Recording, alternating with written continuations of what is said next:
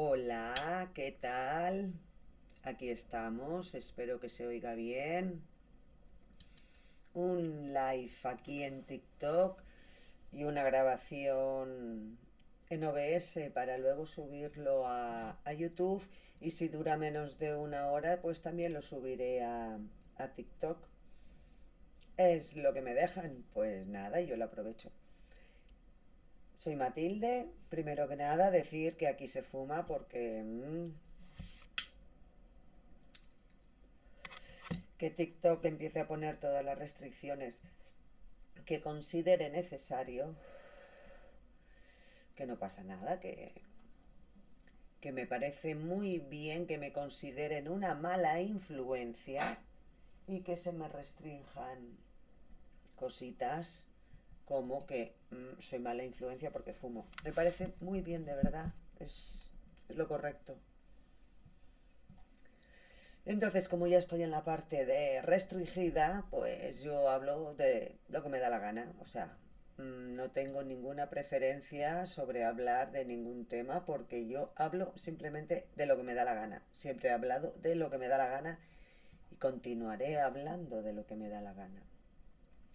Y ahora me da la gana pues hablar de lo que es esa cosa que invade todo allí por donde pasa el cristianismo y que se llama la escolástica.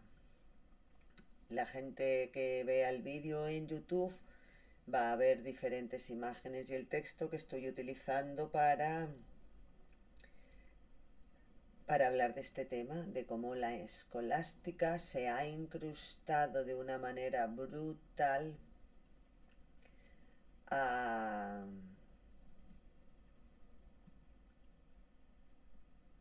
a poner en claro que la filosofía y la fe son caminos de conocimiento, pero que la filosofía tiene que estar subyugada a la fe porque lo dice Diosito.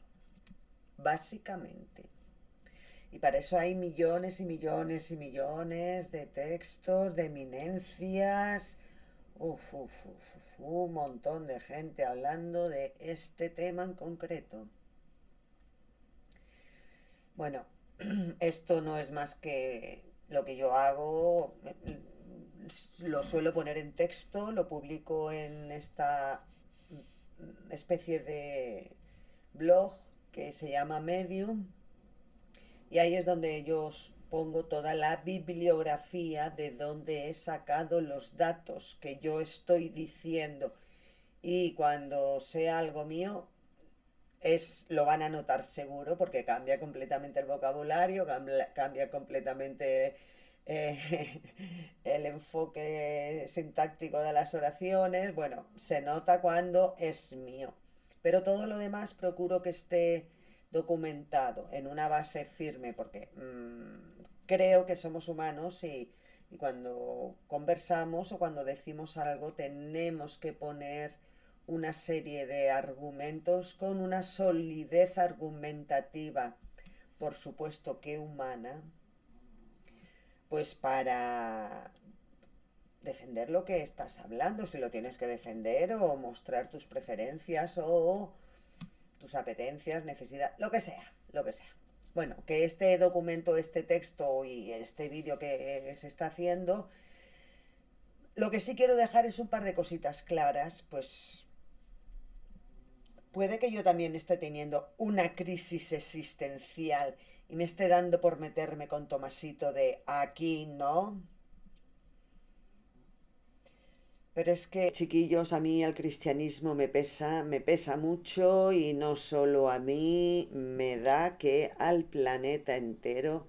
Y ahí estoy mostrando en la grabación un mapa mundi de la situación del cristianismo actual en el planeta Tierra. Cristianismo entendido como una religión. Da igual que hayan cismas, que hayan separaciones, que hayan diferentes encuentros, pues cristianismo protestante y sus derivados, cristianismo católico y sus derivados, ortodoxias y bueno, que esto es muy grande. Lo que tengo claro es que los humanos, el conjunto de la especie Homo sapiens, tenemos problemas humanos que tenemos que resolver como humanos. Cuando se meten cuestiones divinas en problemas humanos, no se resuelven los problemas humanos. Y tenemos la historia llena de cuentos reales basados en diferentes fundamentaciones literarias mitológicas y de leyendas diversas, llevadas a un extremo humano de devastación, ruina y estragos importantes. Te pongo una foto, una imagen de lo que un autor consideraba lo que era Poseidón y Neptuno, arrasándolo todo con las olas en forma de caballos preciosos blancos. Con la espuma de la ola se van haciendo los caballos. Bueno, arte aparte. Resulta que en TikTok me lo estoy pasando muy bien interviniendo en foros que dan tiempo para hablar. Sí.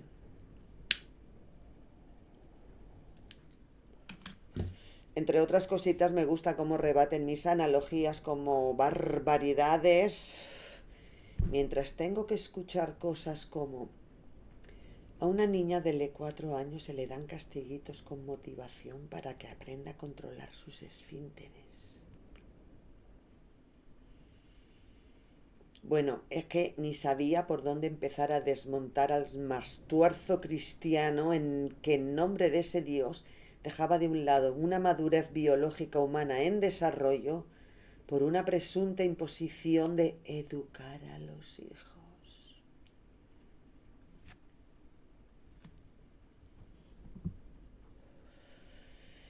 Luego otros me demuestran lo listos que son cuando sueltan cositas como, o sea, rebatiéndome mis analogías, ¿no? Como la física cuántica de la psicología. Cuando yo hablo de la física cuántica de la psicología, usando como analogía aspectos de la física, bueno, pues vale. La física cuántica versa sobre la materia, la energía y la interrelación entre materia y energía a nivel subatómico. Y se encuadra de unas aportaciones y unas explicaciones de cosas de dualidad onda-partícula, cuantización de la energía, principio de superposición y el principio de incertidumbre de Heisenberg. Vamos, eso es de básico, de cajón, ¿no? Bueno, aquí pongo también que pongo una explicación, un PDF que se puede ver de los hitos científicos a los cuales se llegaron a las conclusiones que está sacando la física cuántica y sus derivados en momentos actuales, y como por ejemplo pues tenemos la resonancia magnética. No sé, ¿dónde está el problema de la física cuántica? Para muchos. Bueno, en psicología hay una disciplina que se estudian conductas, procesos cognitivos y sus interrelaciones entre humanos y con la naturaleza.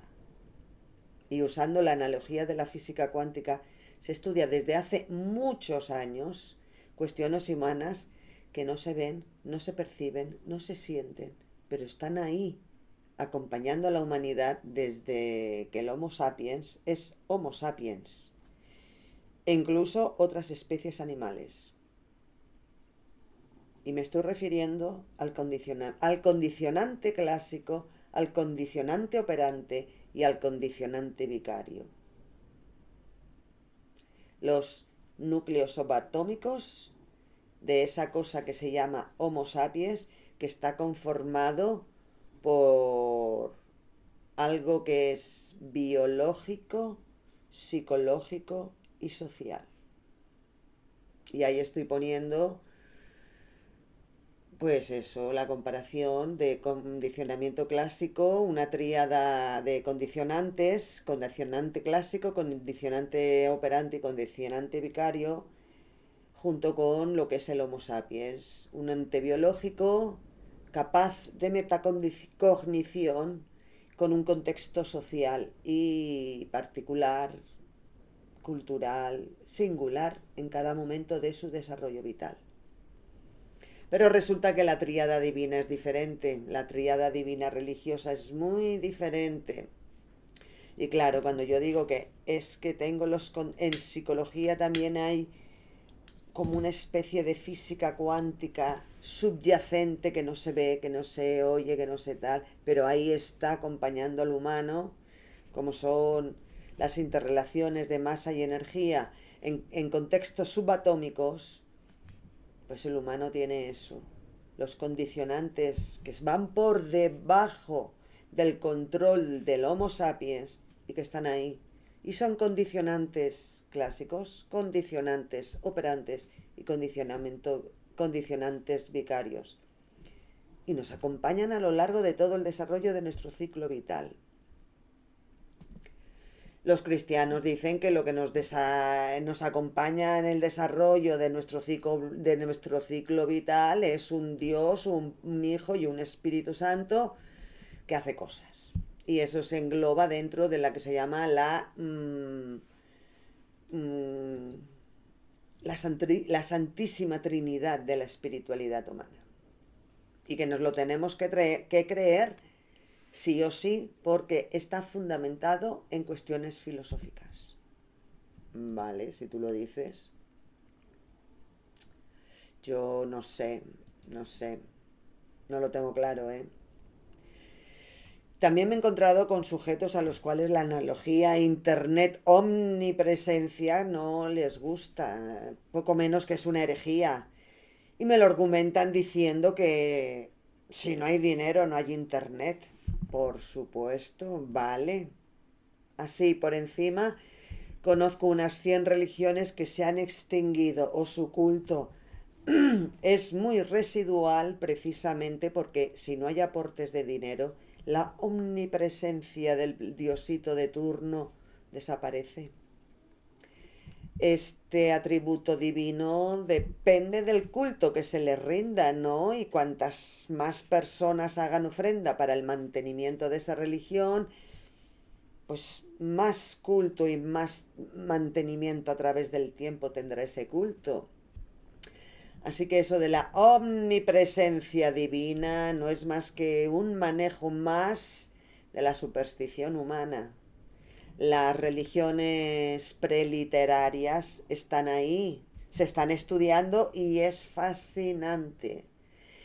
Y lo que parece es que hubieron personas que rindieron culto a una determinada deidad, mas esa deidad no se manifiesta ni siquiera en forma de milagro. Otro eminente me discutió que lo que se consideraba niño por la ONU. Y el tipo me dijo que era un menor de 11 años. Por supuesto que a mí se me encendieron todas las alertas, ¿no? Yo con toda la tranquilidad que pude dije, no, que en la ONU, en los derechos del niño, se considera menor de 18 años. Mira, ahora me restringe el live TikTok. Bueno, pues no, decía que no, que eso era la mayoría de edad, que se consideraba niño menor de 11 años. Yo que he trabajado con derechos humanos años, me viene un eminente. Bueno, ahí está, el artículo primero, simplemente.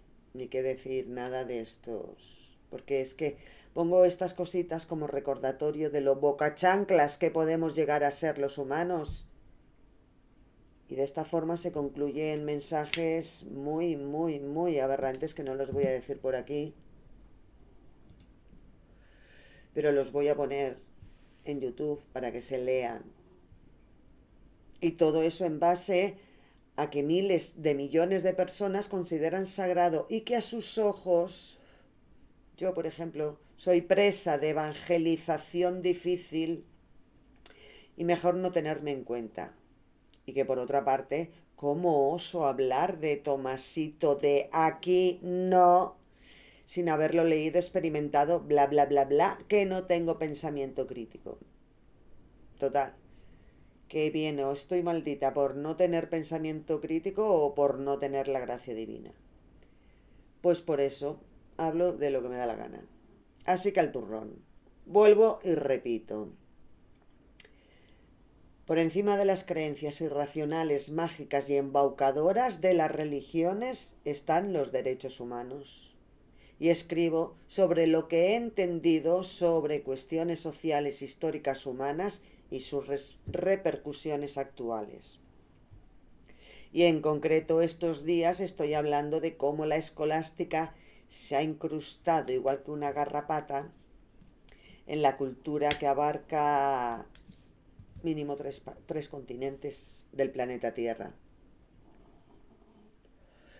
Y que eso fue una operación de marketing muy buena, de larga data,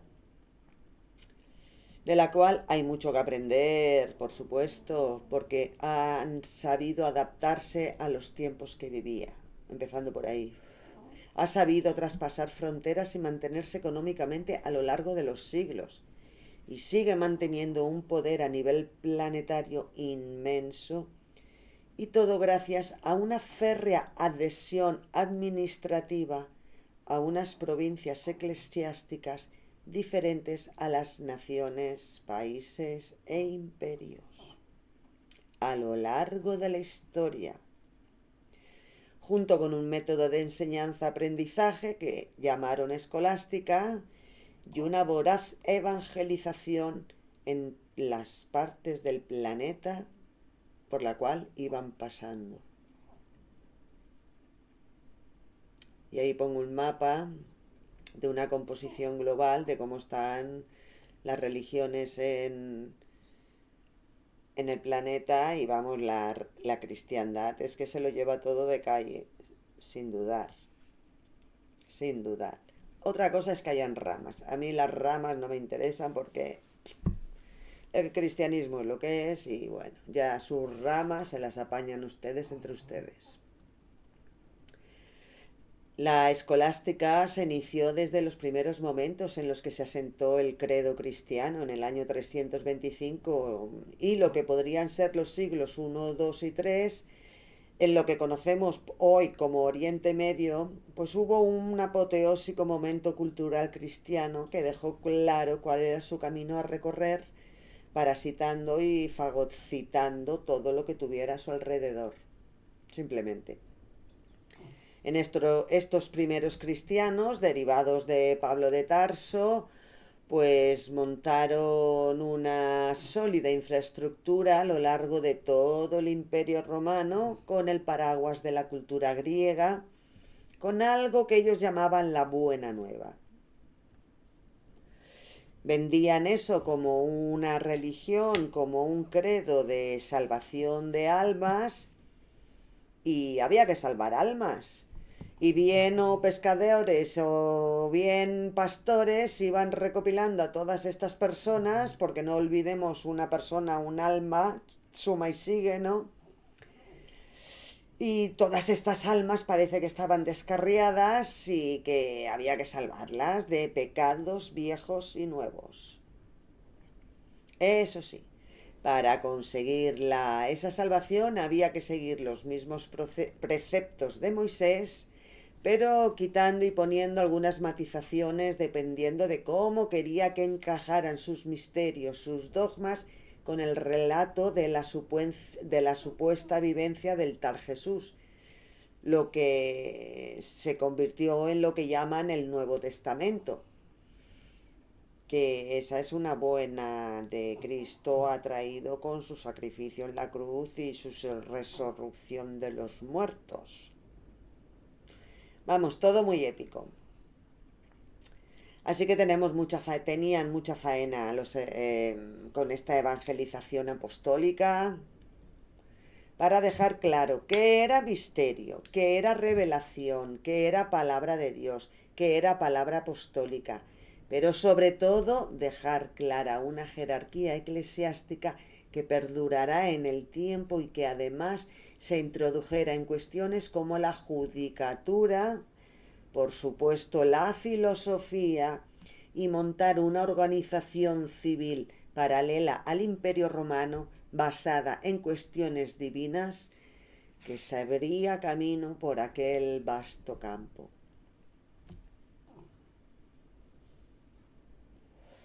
En esta primera fase se ayudaron mucho de Pablo de Tarso.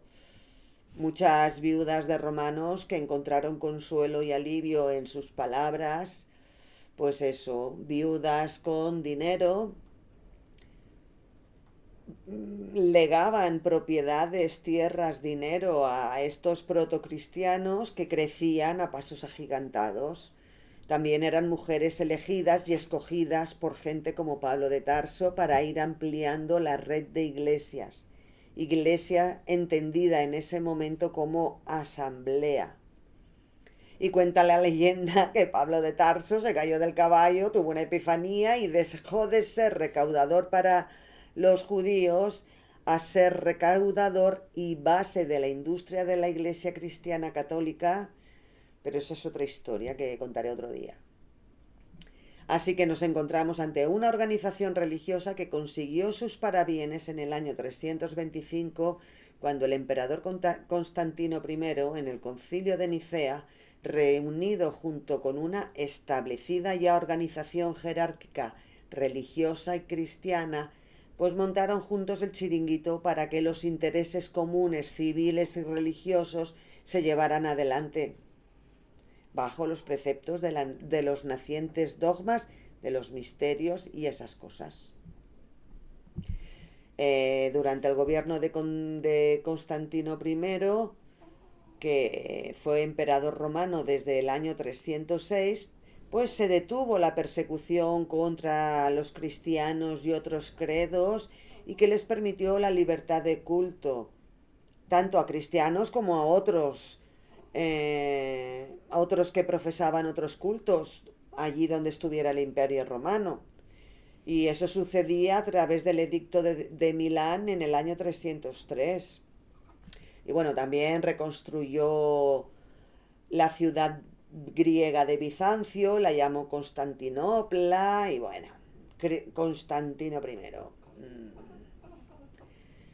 Y como esto va de leyendas, pues cuenta la leyenda que César Flavio Constantino tuvo la visión de la cruz antes de la batalla en el puente Milvio y se convirtió en el cristianismo, o algo así, allá en el año 314. Y vio una cruz en el cielo que, bueno, vale. Otro como Pablo de Tarso, que se cayó del caballo y tuvo una epifanía y tal y cual. Vale. La cuestión es que el emperador romano César Flavio Constantino fue a Nicea, situada en Asia Menor, al este de Constantinopla, en el año 325.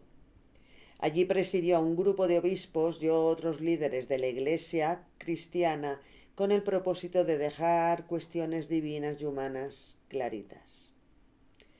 Había que definir la naturaleza de Dios para toda la cristiandad, eliminar la confusión, la controversia y las disputas dentro de la Iglesia, las herejías, y utilizar la infraestructura civil y administrativa del Imperio Romano para las cositas de la religión cristiana.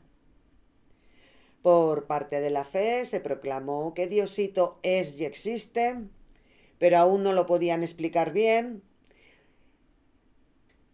La herejía era algo así como para dejar claro que la religión cristiana se consideraba, se consagraba, se manifestaba, se categorizaba como la religión de Estado del Imperio Romano. Y en las cuestiones divinas, pues el rollo de siempre. Se afirmó la deidad y eternidad de Jesucristo y se definió la relación entre el Padre y el Hijo como de una sola esencia. Estaba en camino de arreglar el tema del Espíritu Santo, pero eso quedaría zanjado en el concilio de Constantinopla en el año 381, porque la tríada esa tan potente, tan épica y tan... no se podía hacer de una sola tacada, había que hacerla en varias. Así que a partir de ahí empezaron a dejar claro de lo que eran. la religión cristiana, ¿no? El paraguas de de la filosofía griega no era más que fachada, pues ya que de los filósofos griegos se quedaron con algo de Aristóteles, algo de Platón, algo de los estoicos y bueno, a cuento de las leyendas de Constantino en el puente Milvio, el arte durante siglos extendió una particular arquitectura muy simbólica que el románico lo llamaron. Y ahí está el crismón tallado en piedra en de un lateral del sarcófago de Doña Sancha del año 1100 del Museo de las Benedictinas de Jaca. La foto es de Francisco de Asís García. La labor de tallar eso pues es inmensa, ¿qué quieres que te diga? Y bueno, diferentes símbolos que emergieron a partir del siglo IV tras el concilio de Nicea en este tipo de cuestiones de dejar claro que la religión cristiana, que era la religión del imperio romano, tenía un propósito y estaba muy decidida. Estaba muy decidida porque las cuestiones administrativas que usaba o que tenía el Imperio Romano fueron utilizadas por las diferentes provincias eclesiásticas de la jerarquía eclesiástica cristiana que estaba emergiendo, y ahí pongo los mapas de diferencia, como en uno todo lo marrón es imperio cristiano, o sea, imperio romano cristiano, pero las subdivisiones están en el otro mapa de lo que era ese imperio romano en diferentes archidiócesis o diócesis gobernadas por un obispo. Y luego los fandangos de las peleas entre los obispos, eso es maravilloso, pero eso es otra cosa. Así que había que fundamentar la literatura cristiana para que en sus explicaciones no quedaran recovecos espirituales, dogmáticos, misteriosos y administrativos que cubrir. Y sobre el tema filosofía y fe, pillaron de aquí y de allá lo que les venía bien porque lo tenían claro que iban a desmontar el entramado escolar romano. No les convenía, no era bueno para su negocio. En su negocio de la fe, la filosofía les estorbaba, pero no se la podían quitar de encima así como fácilmente. Así que manejaron a su favor todo esto, exhibiendo sus literaturas en donde pretendían encajar razón, filosofía y fe como algo natural, algo que casi no había que explicar, pero que iban a hacer el gran esfuerzo de explicar, iban a tener la benevolencia de explicar a lo largo y ancho de las escuelas que montaran esas cuestiones divinas que dejan muy, muy, muy claro desde el principio que son incognoscibles al humano, al hombre, a la especie Homo sapiens, que para alcanzar esa sabiduría divina es necesario tener la gracia de Dios, querer creer y tener fe, y que eso lo dice la Biblia y la filosofía humana. Para alcanzar dicha sabiduría hace falta eso que llaman la gracia divina, que está compuesta, digamos, por tres actitudes vitales, que son la fe, la esperanza y la caridad. Importante el tema de la caridad, porque de ahí se sacaba la administración económica de las diócesis. Lo tenían todo maravillosamente montado. Y ahí estaba esta religión emergente como religión salvadora, que tenía que dejar claro que la fe era necesaria para creer en estas fantasías que estaban contando sobre una virgen que había parido a un hijo de Dios entre otras esperanza como el centro de salvación del alma, porque se sacrificó el Hijo de Dios, el tal Jesucristo, por los humanos, o sea, por el Homo sapiens. Y el cristiano de base tiene esperanza en que su alma será salvada cuando fallezca si se arrepiente de sus pecados, porque así lo dijo Dios. Y la caridad, que por aquellos primeros siglos, 1, 2, 3, 4, 5, suponía que personas viudas, personas solas, personas que habían tenido algún tipo de enfermedad, pero tenían en común que tenían dinero, propiedades o esclavos, o lo que sea, se arrimaron al paraguas del cristianismo con esa superstición de que sus pecados se perdonarán si se arrepienten antes de fallecer. Se irán a la diestra del Padre para esperar el juicio final, y que ese juicio parece ser que lo manejará el tal Jesucristo, y que ha sido bueno, pues se reencarnarán en algo para estar al lado en armonía con la tríade divina y demás vírgenes, y eso ya iban recolectando de aquí a allá con eso de la caridad. Perfecto. Es que lo tenían muy bien montado. A todo esto, con el permiso de los bárbaros, que iban y venían huyendo de los hunos desde el 404, y las indias del norte del Danubio se movían en masa arrasando allí por donde iban. El Imperio Romano utilizaba a estas personas para que mantuvieran a raya la frontera norte del imperio, pero parece ser que utilizar estas personas para eso, pues como que se les fue un poco de las manos. Así que un día a un tal Radagasio, que en aquel momento parece ser que era rey ostrogodo, y sus aliados, los suevos, vándalos, alanos, etcétera, pues se pasearon por diferentes ciudades de la península itálica, pues rompiendo allí por donde iban.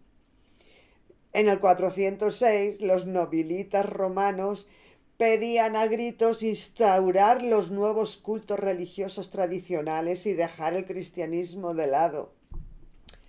Pero nada, aquí vino Agustín de Hipona, otro que le dio una epifanía y dejó su vida disoluta, y vino a poner en orden y clarito por escrito todo esto, y a dejar para la posteridad qué cosas del Imperio Romano había que quitar porque ofenden a su diosito, y qué cosas había que dejar. Su personaje es usado como un gran ejemplo clásico de cómo el cristianismo convierte la vida disoluta de un maniqueo, que era una corriente intelectual cristiana de aquel entonces que decía cosas sobre los dogmas cristianos.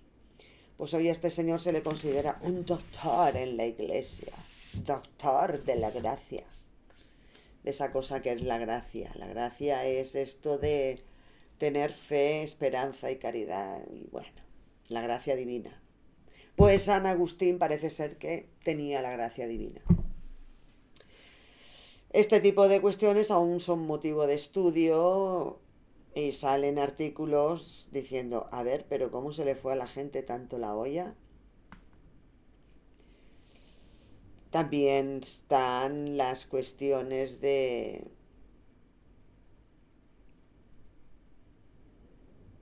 los guardianes de estos legados que los tienen. Estoy mirando que no me sale el PDF en el enlace que tengo. Voy a poner este enlace que sí me sale, porque es la ciudad de Dios, por favor.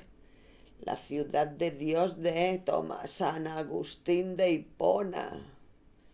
Eso no se puede dejar pasar para la posteridad. El San Agustín de los cojones.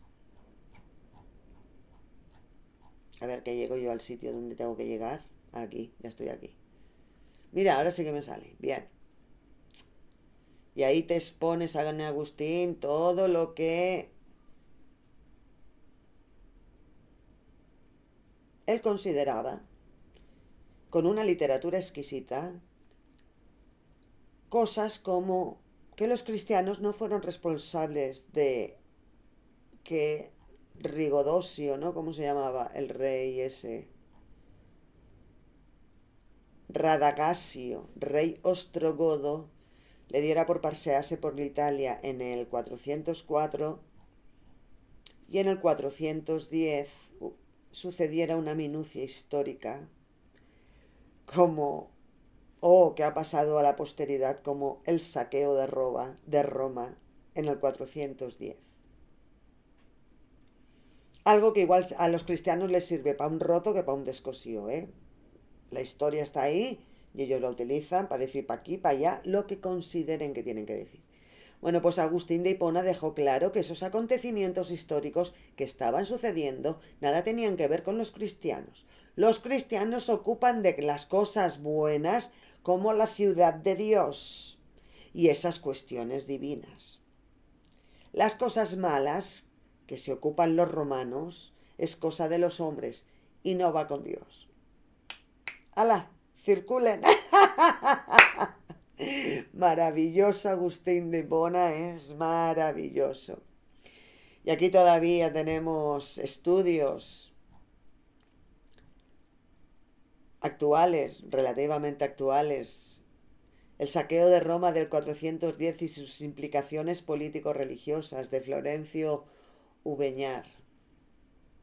Pues eso, el saqueo de Roma del 410 es uno de los hechos más importantes de la decadencia de Roma y del enfrentamiento entre paganos y cristianos, aunque más bien señala Hetter la reconstrucción de las causas y en especial de la verdadera tendencia del saqueo de Roma es una historia detectivesca llena de gran complejidad.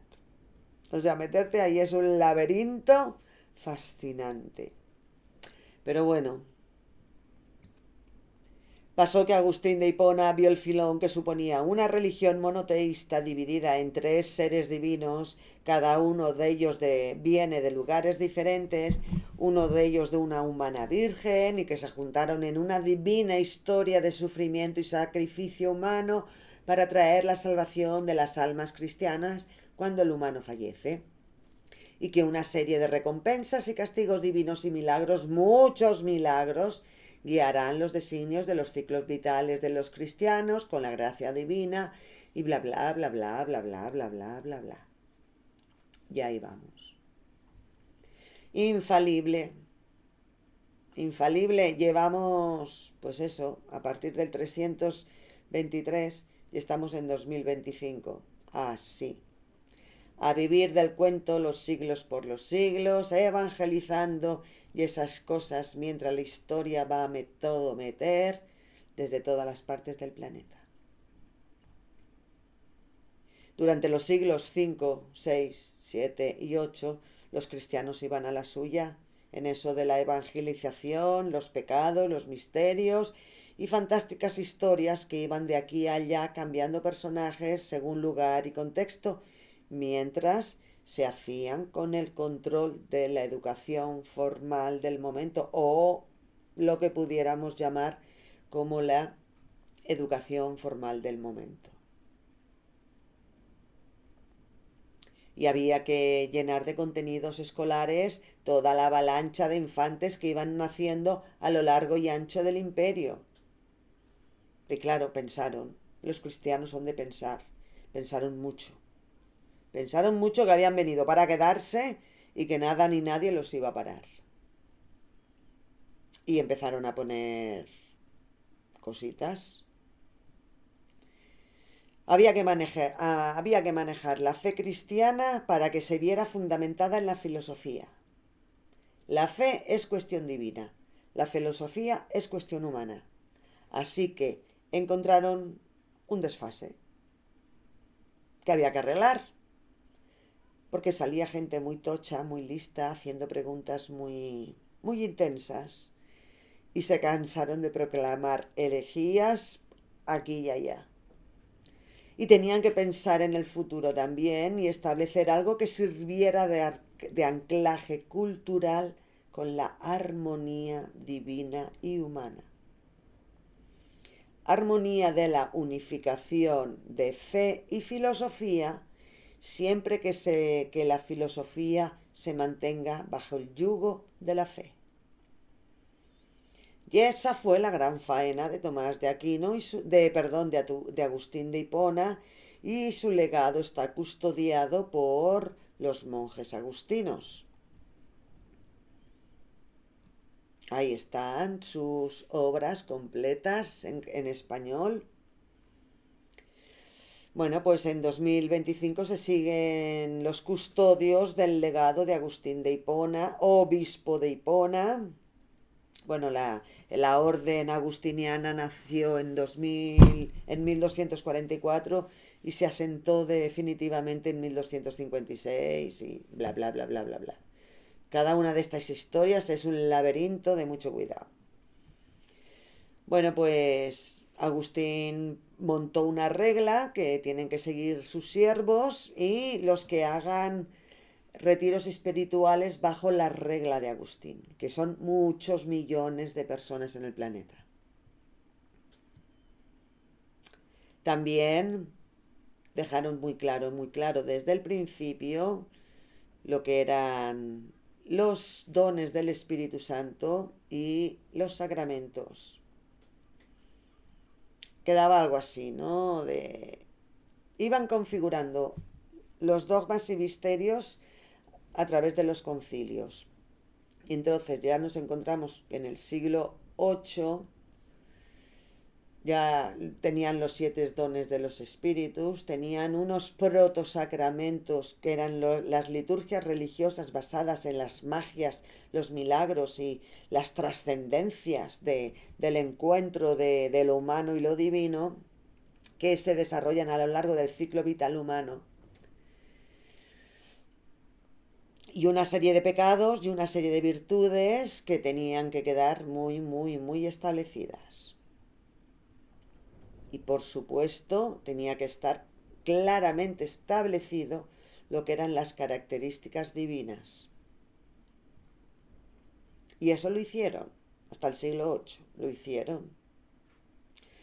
Los literatos cristianos montaban el entramado cosmológico del cristianismo. Vamos, precioso. Pero mientras los mandamases cristianos se iban haciendo con territorios civiles independientes del Estado, independientes del Imperio Romano. Y todo eso explicado porque formaba parte de la propiedad privada. ¿Os suena? Hablaremos de eso otro día. De la filosofía griega iban asentando en sus dogmas y misterios algunas cositas para la cuestión de la enjundia eclesiástica. Bueno, a ojos de millones de personas y durante el devenir de los siglos II hasta los siglos XV, presumieron. Primero presumían de que estaban buscando la armonía de la fe y la filosofía. Tomás de Aquino Agustín de Hipona sentó unas bases firmes y a partir de ahí se hicieron diferentes intentos para conformar eso que llamaron pensamiento escolástico. Eso se terminó de hacer cuando apareció Tomás de Aquino en el horizonte cristiano, basado en Agustín de Hipona, en Anselmo de Canterbury, en Pedro Abelardo, en la escuela de Chartres, pero sobre todo de Averroes, que ni lo nombran. Pues ahí estaba Tomasito Aquino escribiendo sin parar para dejar claro cómo a él se había sacado la chorra y había unificado divinamente la armonía de la fe y la filosofía, siempre y cuando la filosofía se mantenga bajo el yugo de la fe. Tomasito, aquí no. Bueno, ahí en este texto pongo ejemplos de cómo todo esto se fue introduciendo en el mundo de la judicatura enseguida. ¿Por qué? Porque los estudios de la escolástica fueron del ámbito teológico cristiano y se han perdurado en el tiempo y han hecho algo sistemático: mantener la filosofía, la razón humana, subyugada a una fe divina cristiana. Y cualquier cosa escrita debía pasar por los ojos de los cristianos, cualquier cosa que se escribía en ese momento.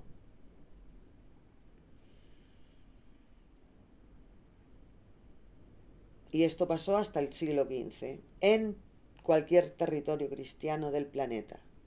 Y en el siglo XV recuerdo que ya se había descubierto otro continente y todo, así que, ¡buah! A la gente se le hacía, les babeaba por todos sitios. Bueno, pues las loas a esa armonía entre filosofía y fe, con la filosofía subyugada a la fe cristiana, siguen actualmente. Se sigue hablando de eso. Hay autores que escriben sobre eso. Hay autores que, basado en eso, han cogido el concepto de propiedad privada y se la han llevado pa' su lele. Y ahí pongo diferentes personajes. Hoy se sigue llamando el genio intelectual de Tomás de Aquino. Hoy. Pues vale. Lo que pasa que esto de la escolástica moderna no tiene nada de divino detrás. Lo que hay es una serie de decisiones históricas basadas en los conflictos de intereses resueltos y no resueltos que han marcado el devenir de la industria de la religión cristiana, católica, apostólica y romana y esos derivados protestantes. En eso que se llaman relaciones humanas entre aristocracia, clero y pueblo. El manejo de la superstición, de los miedos universales, de las incertidumbres, es faena de muchas personas. Han habido eminencias que han dado por sentado las bases del proceder jurídico, teológico y filosófico cristiano con total maestría. Innegables los aportes literarios de personajes que han estado traduciendo y estudiando a los clásicos para dejarnos retazos de sabiduría humana que utilizaron para avanzar en una sola dirección: la justificación de unos misterios y dogmas en un entramado sociopolítico cambiante. Y a partir de la Revolución Industrial, los cimientos de la industria de la religión cristiana se cimbrearon, pero poco más. Ahí estaba el quite de León XIII, que con un chorreo de encíclicas zanjó muchos asuntos cristianos. Con la encíclica Rerum Novarum de 1881, de un plumazo soluciona el problema obrero, instaurando la socialdemocracia cristiana. Y en el tema de la armonía escolástica se lleva su propia encíclica y bueno, es que las venidas arriba machunas de cuando se sacan los chorralos esta gente, yo es que alucino. Leo textual. Ahora bien, entre los doctores escolásticos brilla grandemente Santo Tomás de Aquino, príncipe y maestro de todos, el cual, como advierte Cayetano, por haber venerado en gran manera los antiguos doctores sagrados, obtuvo de algún modo la inteligencia de todos. Sus doctrinas, como miembros dispersos de un cuerpo, reunió y congregó en uno. Tomás dispuso con orden admirable y de tal modo las aumentó con nuevos principios que con razón y justicia es tenido por singular apoyo de la Iglesia católica. de dócil y penetrante ingenio, de memoria fácil y tenaz, de vida integuérrima, amador únicamente de la verdad, riquísimo en la ciencia divina y humana, comparado al sol, animó al mundo con el calor de sus virtudes y se le iluminó con esplendor. No hay parte de la filosofía que no haya tratado aguda y a la vez sólidamente. Trató de las leyes del raciocinio, de Dios y de las sustancias incorpóreas, del hombre y de otras cosas sensibles, de los actos humanos y de sus principios, de tal modo que no se echan de menos en él ni la abundancia de cuestiones, ni la oportuna disposición de las partes, ni la firmeza de los principios o la robustez de los argumentos, ni la claridad ni propiedad del lenguaje, ni cierta facilidad de explicar las cosas abstrusas. Ea, un incel haciéndole loas a otro incel. Maravilloso. Bueno, la armonía, esto de la armonía, fe y filosofía, con la filosofía subyugada a la fe, también lo tenía claro León XIII y sigue en su encíclica y ahí lo pone que la fe es el auxilio de la filosofía católica, bla, bla, bla, bla. Venga, fuera. Que sí, otra sacada de chorra.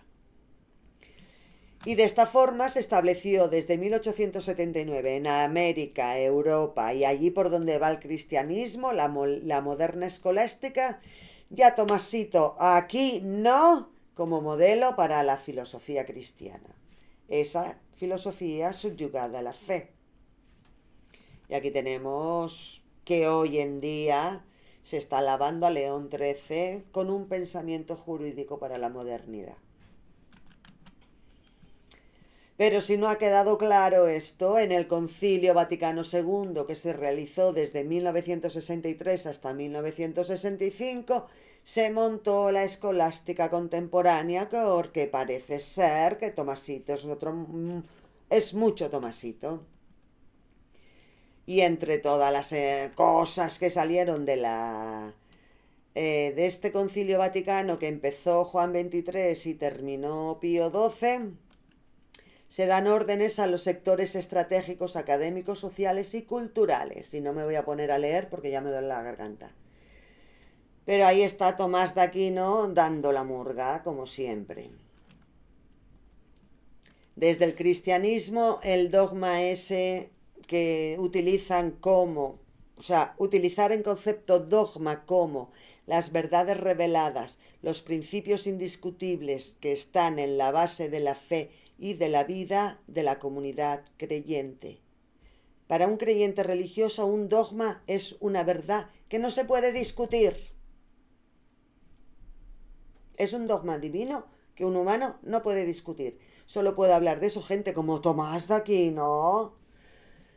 Porque alcanzar la comprensión divina de lo que es una inmaculada concepción, alcanzar la cognición divina de lo que es la Santísima Trinidad y lo que es comprender la primacía de Cristo como cabeza de la Iglesia, son cosas que el humano que pertenece al Homo sapiens no puede acceder cognitivamente. Su prefrontal no le da. Y como no le da, tiene que venir incels como Tomás de Aquino a decirnos cómo tenemos que hacer las cosas. Y ya está. Y la vida religiosa cristiana se encarga de eso. Subyugar la filosofía como conocimiento humano a las magias de estos dogmas, como es una inmaculada concepción de una humana, la inmaculada concepción de una humana, porque vino el Espíritu Santo a cubrirla y de ahí salió Jesús, que es el Hijo de Dios, que es el Padre, que es el hijo de Dios, dio su sacrificio de no sé qué, de no sé cuántos. Bueno, pues todo eso no lo comprendemos los humanos. Somos cortitos. Así que han hecho un catecismo donde se recogen todos los dogmas con su interpretación correspondiente. Y ahora en redes sociales pues hay el juego de jugar a las 5 vías tomistas. Miles de webs, foros y... unos dicen que dejan clara la existencia de Dios con las 5 vías tomistas y otros dicen que no, que ellos refutan las vías tomistas y no dejan clara la existencia de Dios. Las vías tomistas se consideran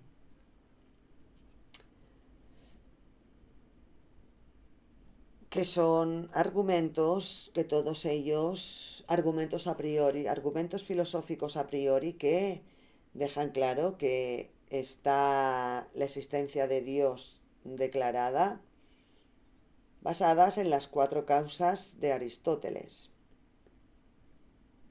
Y te lo dicen y tú te lo tienes que creer y dices, ah, sí. El movimiento, que era la causa motriz, ¿no? La causa eficiente. Existe un movimiento inmóvil, que es Dios. Ah, no, el movimiento. La causa eficiente no es el movimiento. Bueno, las causas de Aristóteles. A mí es que me hacen un lío todo esto y luego ya no sé ni lo que es de aquí ni lo que es de allá. O sea, según las causas de Aristóteles, Tomás de Aquino dijo eso, que había movimiento y que era Dios, que había causalidad eficiente y que era Dios, que había contingencia y que era Dios, que había grado de perfección y que era Dios, y que, que había un orden y una finalidad y que era Dios. Él puso una más, Aristóteles puso 4. Tomás de Aquino se sacó la chorra y dijo, pues venga, yo pongo una más, la quinta. Y todo esto explicado en millones y millones y millones de libros en todos los idiomas del planeta, con una literatura exquisita en un algo que se llama Suma Teológica. Maravilloso. Escrito en el 1200, 1300, no me acuerdo ahora. Ya me acordaré.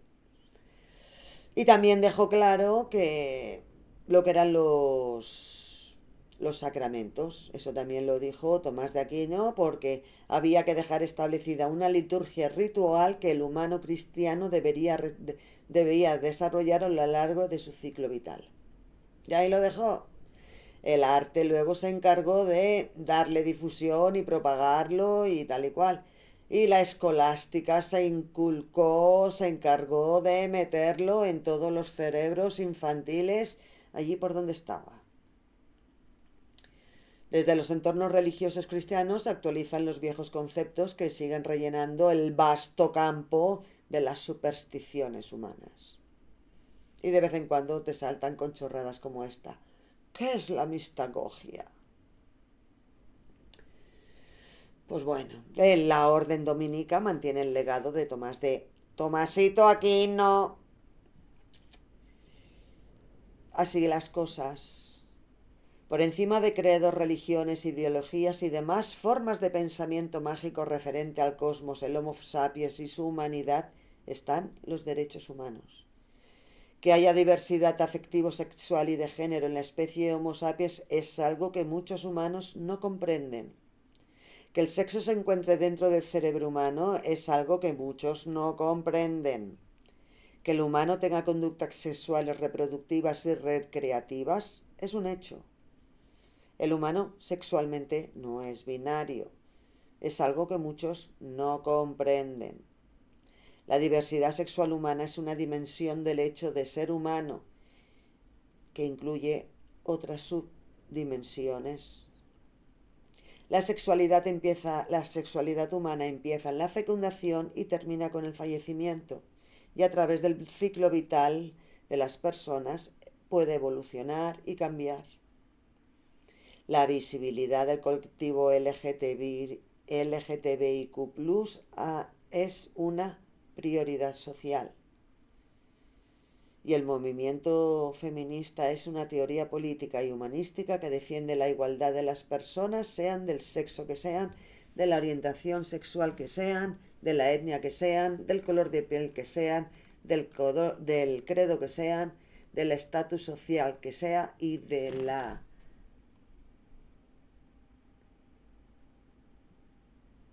profesión que sea. Es que acabo de poner el esto, ¿cómo se llama? El puzzle que te sale. Como que me voy, chao.